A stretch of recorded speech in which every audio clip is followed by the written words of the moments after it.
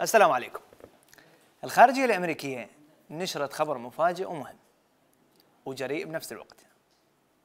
أعلنت الولايات المتحدة عن مجموعة مكافآت قيمة 20 مليون دولار. رفعت الولايات المتحدة المكافأة التي كانت قد رصدتها لمن يدلي بمعلومات تؤدي إلى إلقاء القبض على زعيم تنظيم داعش إلى 25 مليون دولار. 25 مليون دولار. خلينا نشوف غير قناة. أعلنت وزارة الخارجية الأمريكية أنها ستقدم مكافأة قدرها 10 ملايين دولار. حتى هذا مو غلط فيها.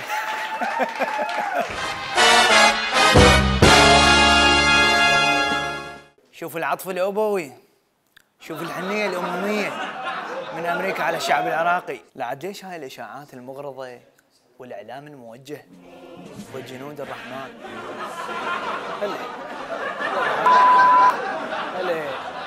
هلا فاتحين الدول، هلا باللي مطيحين حظنا. يا أخي تحس بعد ثلث ساعة راح يدزون كابتن أمريكا ويشمرون علينا شاكو ثور حتى يساعدونا بتحرير الموصل. هي مال دروب ترام 25 مليون.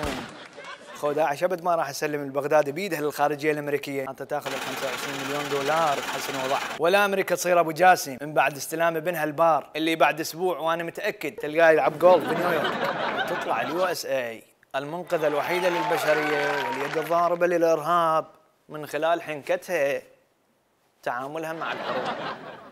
وابن الخايب اللي نايم بالجبهه حارب على ثار عشائري وهاي شنفك ست عينه وابد مو دفاع عن الشرف والارض.